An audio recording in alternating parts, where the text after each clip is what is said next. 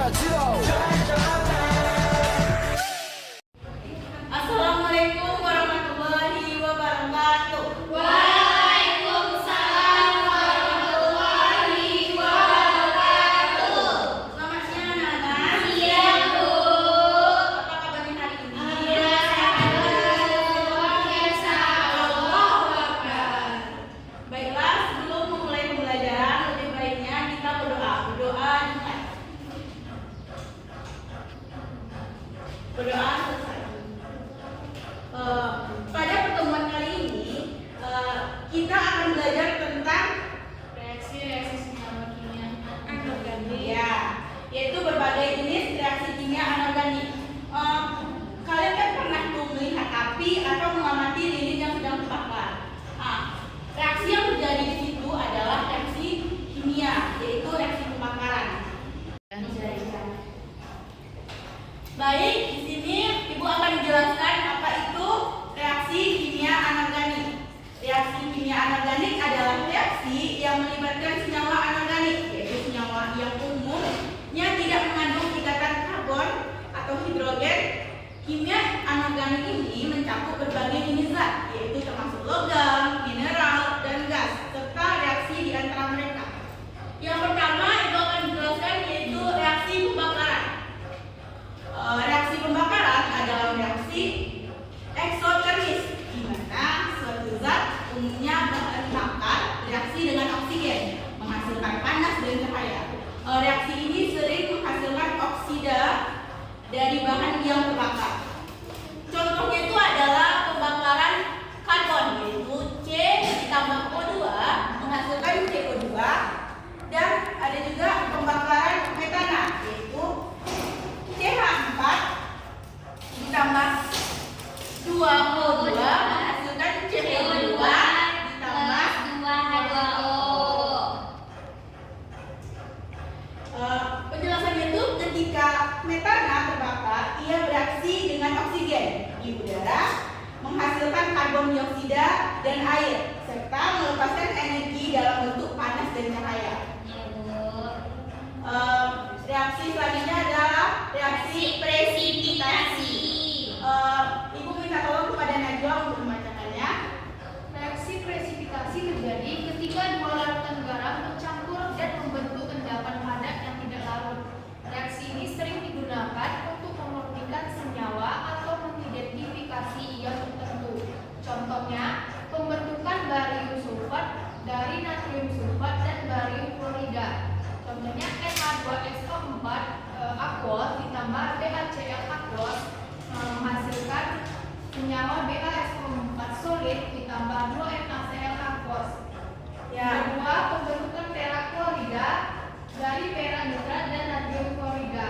Contohnya AgNO3 aqueous ditambah NaCl aqueous menghasilkan senyawa AgCl solid ditambah NaNO3 aqueous. Terima kasih kepada Najwa. Penjelasannya itu dalam contoh di atas, ketika larutan perak nitrat yaitu AgNO3 dan natrium klorida NaCl dicampurkan, terjadi reaksi presipitasi yang menghasilkan endapan perak klorida yaitu AgCl yang tidak larut. Yang selanjutnya adalah reaksi penguraian atau dekomposisi. Ya, baik. Reaksi dekomposisi yaitu melibatkan penguraian atau satu senyawa menjadi dua atau lebih zat yang lebih sederhana. Reaksi ini biasanya membutuhkan energi dalam bentuk panas, cahaya, dan listrik. Kepada Carissa, tolong dibacakan contohnya. Contohnya ada penguraian air dengan elektrolisis yang dimana 2H2O menghasilkan 2H2 gas ditambah O2 gas.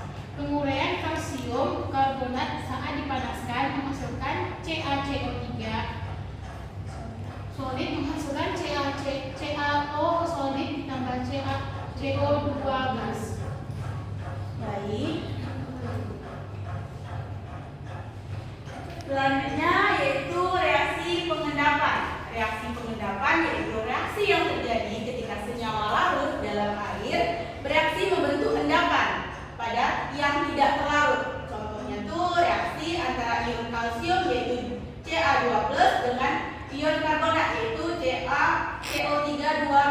dalam larutan. Contoh reaksinya itu Ca2+ aqueous ditambah CO3 2- aqueous menghasilkan CaCO3 solid.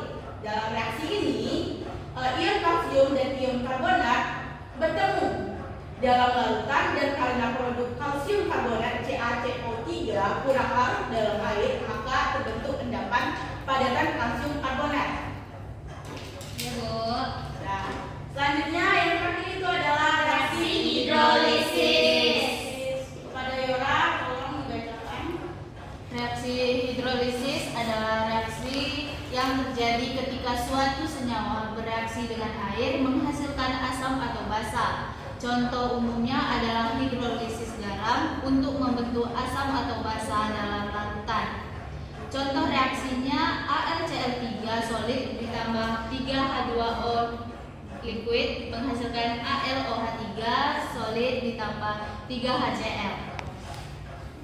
Dalam reaksi ini aluminium klorida atau AlCl3 bereaksi dengan air, yaitu H2O membentuk hidroksida aluminium, yaitu AlOH3 kali dan asam klorida HCl. Baik anak-anak, apakah sudah mengerti penjelasan yang dijelaskan tadi? Sudah, Bu. Baik, coba tadi reaksi apa saja yang tadi Ibu jelaskan? Coba sebutkan. Reaksi pembakaran, habis itu reaksi presifikasi, kemudian reaksi penilaian hasil komposisi, reaksi pengendapan, dan reaksi hidrolisis. Baik, apakah ada pertanyaan? Tidak, Bu. Sudah jelas. Baik, hari ini kita telah belajar tentang 5 jenis reaksi pembakaran anorganik, yaitu reaksi pembakaran, presipitasi, penguraian, pengendapan, dan hidrolisis. Iya, Bu. Setiap reaksi ini memiliki ciri khas dan produk tertentu. Ingatlah bahwa reaksi kimia mengubah zat-zat menjadi produk baru dengan menyusun ulang atom-atom. Reaksi kimia anorganik itu sangat penting dalam banyak proses di alam maupun industri. Memahami jenis-jenis reaksi ini membantu kita memahami berbagai zat dan perubahan yang berinteraksi. Baik, sekian yang dapat Ibu jelaskan. Wabillahi taufiq wal hidayah. Wassalamualaikum warahmatullahi wabarakatuh. Waalaikumsalam warahmatullahi wabarakatuh. Terima kasih, Bu.